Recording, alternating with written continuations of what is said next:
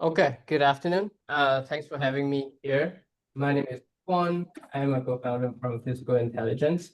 And I figure that for the talk today, it's the last day of the conference.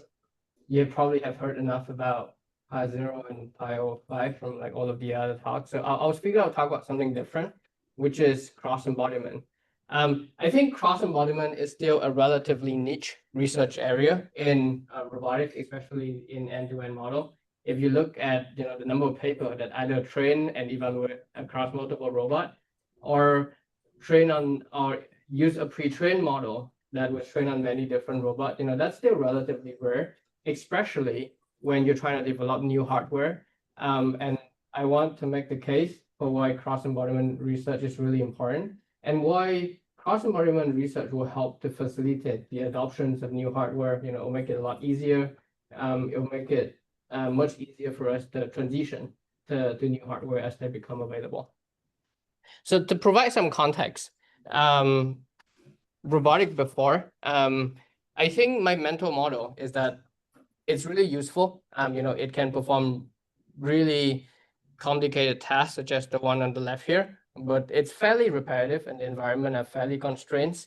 Once you try to get to something that's more open-ended, with this demo on the right, normally methods struggle quite a bit.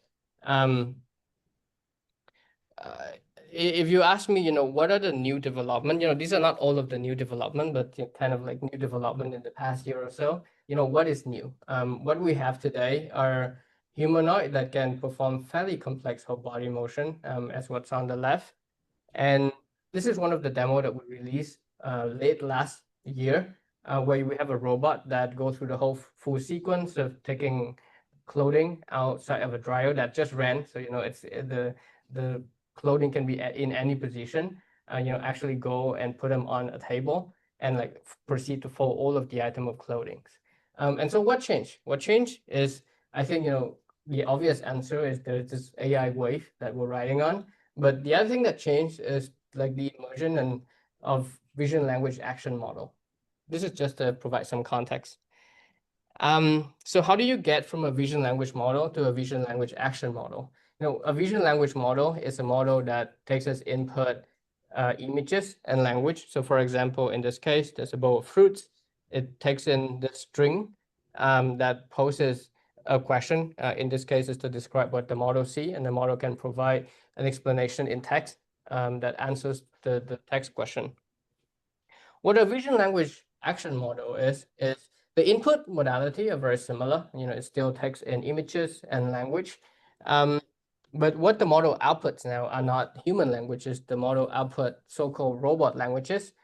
In most cases, action that can then be decoded and executed by a low-level controller directly on the robot. And so, why it works on vision language model, vision language action model? These are video of, I think, fairly interesting tasks, going from a static task that involve quite a bit of dexterity, such as shirt folding, to a static task that involve quite a bit of like scene understanding, which is like bussing a table, putting the right items into the right bin, to mobile tasks that involve kind of quite a bit of dexterity, such as making a bed, to tasks that involve more kind of scene level understanding, such as like, can you clean up a room, which in this case is pick up an item and put it in the laundry basket, for example. And these are all done by a single model, without any post-training, without any specialist fine-tuning to a particular task or to a particular robot. And so, this is one of the things that's exciting to me about vision language action model is, suddenly now you get a policy that you can deploy on a hardware platform and prompt it to perform many different tasks. Also, feel free to ask questions during the presentation. I hope it can be a bit more interactive.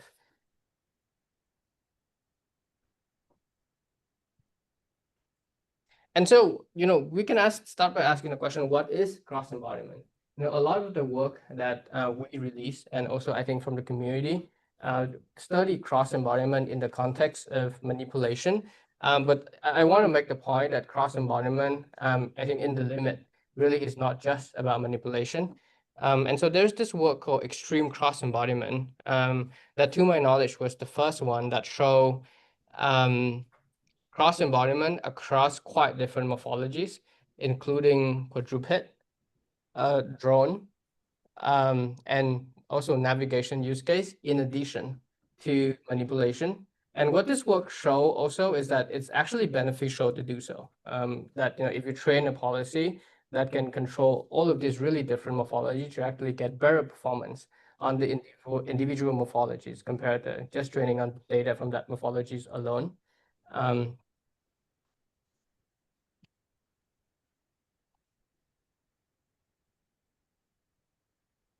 Um, in the previous work that I just showed, for controlling of quadruped, there was just 2D navigation waypoint.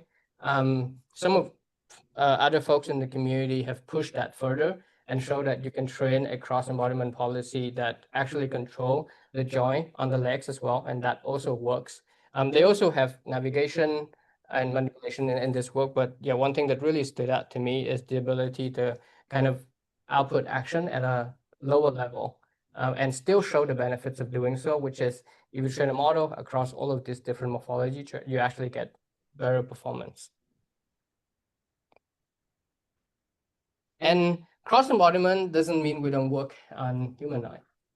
This is a collaboration between Pi and AGI bot, and this is our model running on AGI bot platform. And again, this is one model that's performing all of these tasks. There's no specialist fine tuning, there's no post training here. These are, I would say, fairly interesting tasks, going from interaction with deformable objects to pouring to interactions with human, and even for this small kind of dynamic task where the robot needs to like understand the movement of objects in the scene. There are many more tasks here. There's like close to 20 tasks that a single model can perform on the AGI bot platform, on this website here.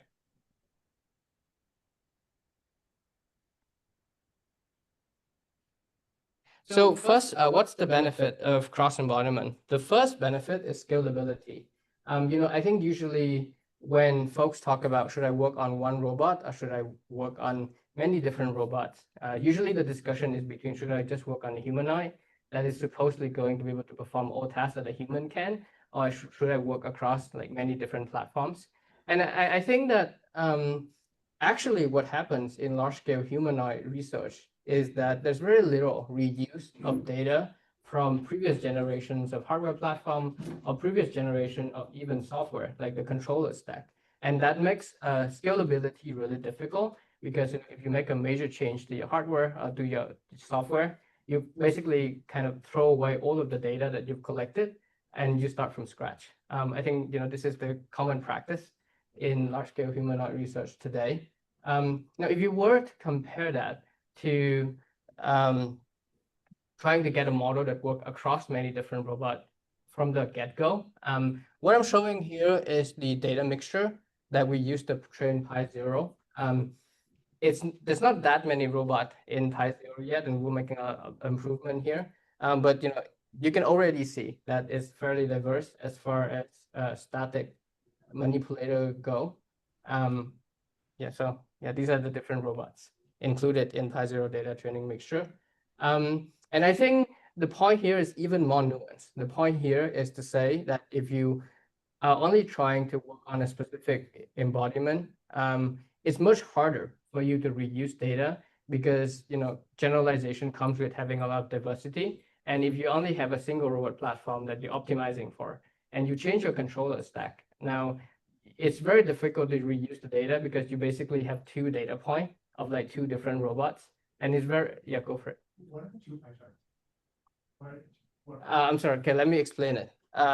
What's on the left is the size of the different data sets that we included in pre-training. What's on the right is the mixture weights of the corresponding data sets. I can go into how we pick the mixture weights, but yeah, I think the point of this slide is just to show that there are many different robots included in pre-training.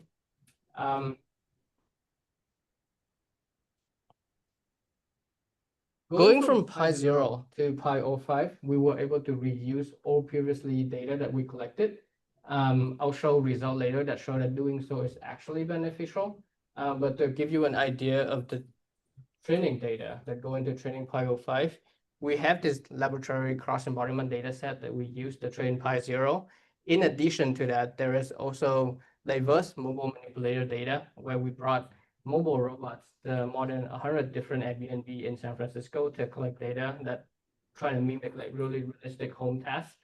One other thing that's really important for us hardware-wise is portable robots, because we want to make it very easy to bring a robot into a new environment to collect data. So we have this platform that is easily mountable onto a new surface to perform a new task.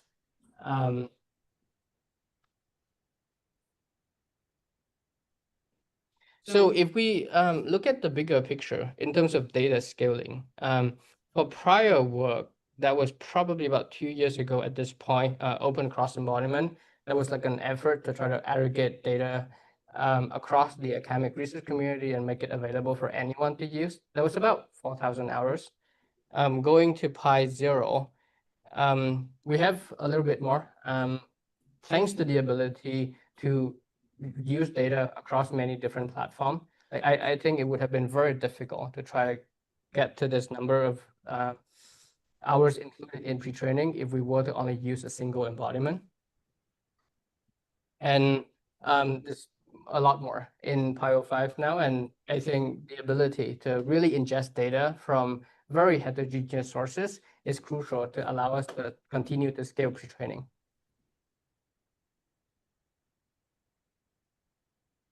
And so, scalability here is not only about training. Scalability is also about surface area for success. Go for it.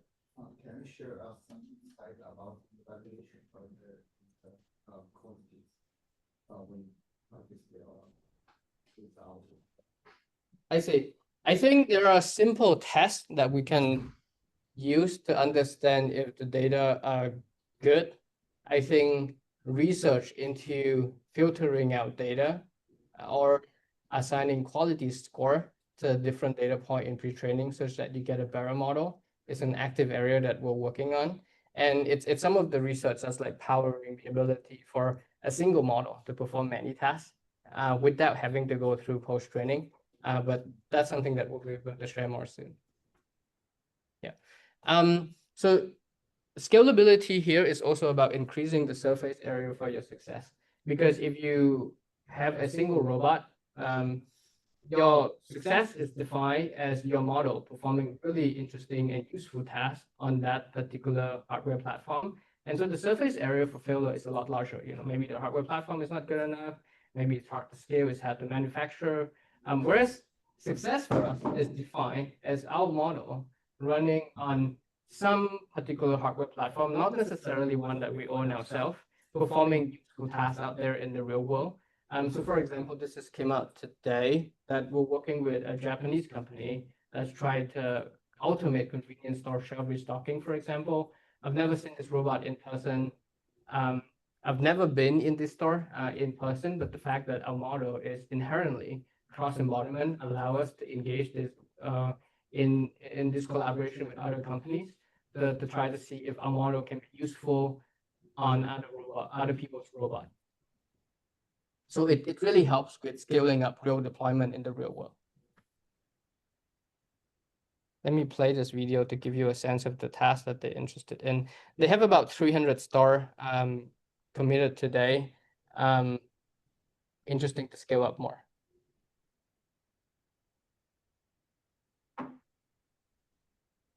Yeah, so the task here is you have a shelf with like a lot of items that the truck just unload, and then you gotta put them onto shelf that are customer facing so that they can like pick up item on the other side of the refrigerator.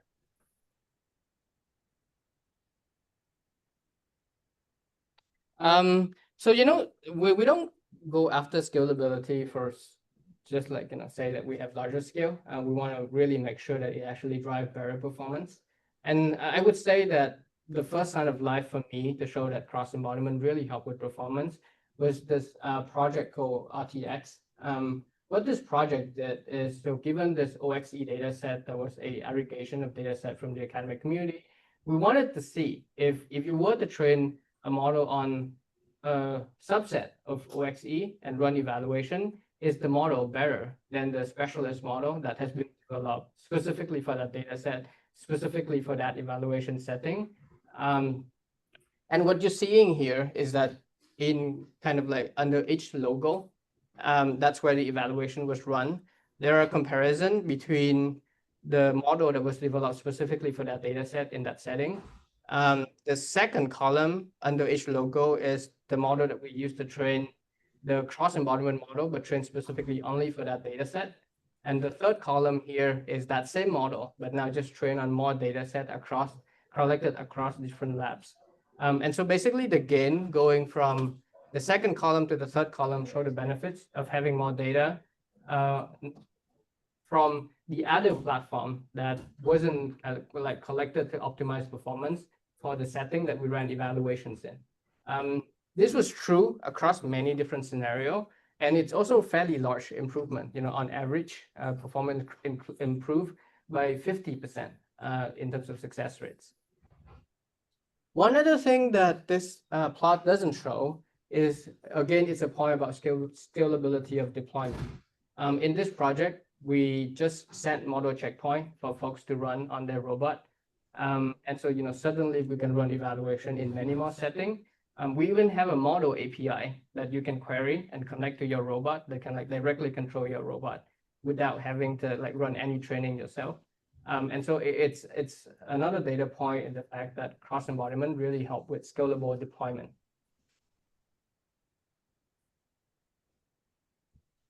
For Pi 05, one of the major delta for us was really going from static tasks to mobile tasks. And you can ask, all of this static data that was collected useful for mobile data. Happy to go into the detail here if you like, but what this is trying to show is that if you don't have the diverse tasks collected in laboratory setting, which are mostly static, the performance gap between the final model and the model without the static data is really large. And so it goes to show that, there is transfer from the static data that we've collected in a lab setting to running evaluation in real homes. So yeah, it showed that we can reuse the data that we've collected to continue to improve performance in new evaluation setting that we come up with. Would like to show you this video of the robot performing in a completely unseen home. The robot has never been in this home before. We've never collected data in this home before.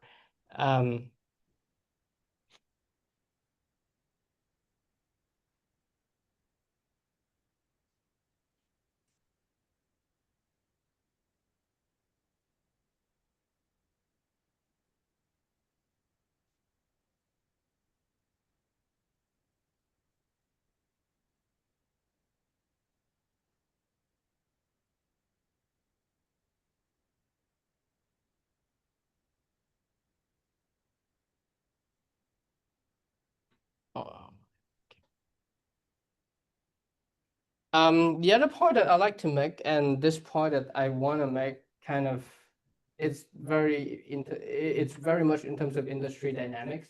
It's not necessarily that experiment I can run to show you numbers.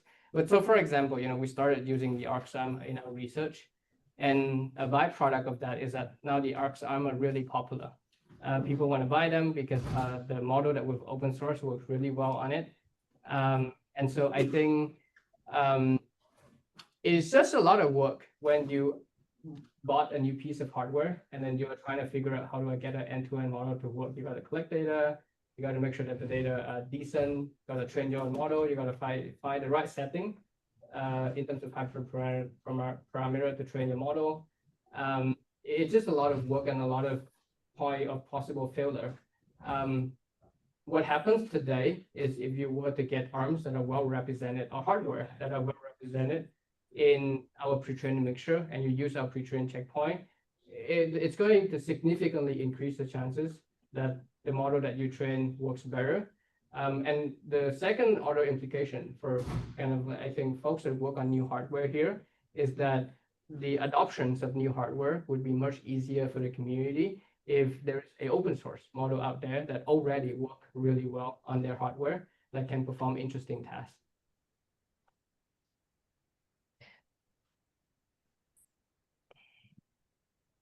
One other thing that we care a lot about at Pi is to make sure that we help accelerate research progress in the community.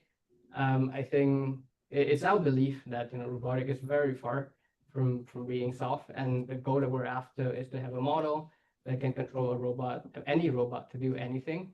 And so part of helping to accelerate research progress is to share knowledge. With open source Pi Zero, it became fairly popular, and I've been told it's the model of choice for many different companies and labs out there. We've got a lot of requests about open sourcing Pi. We're working on it.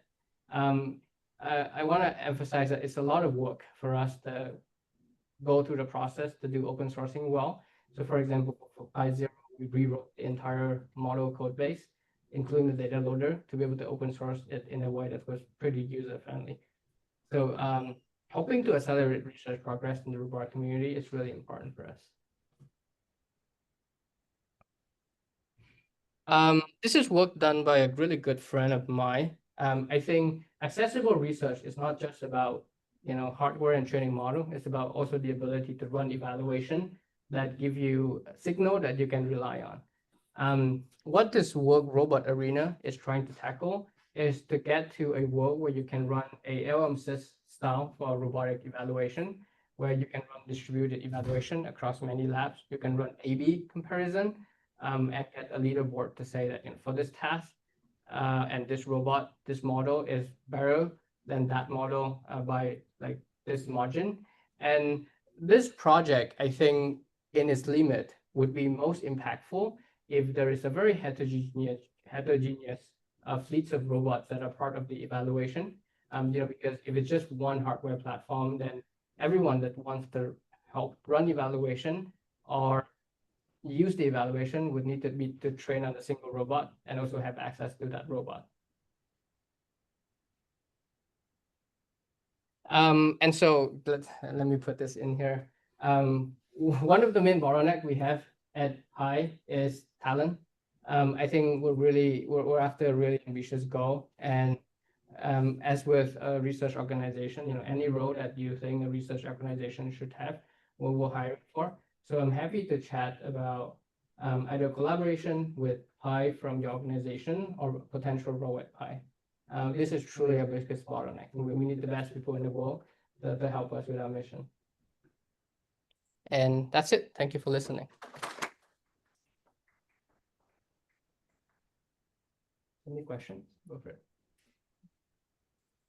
Actually, it's very impressive that data from different robots can be helpful for a new robot type. I wonder what are some required common features among those robots for this generation work?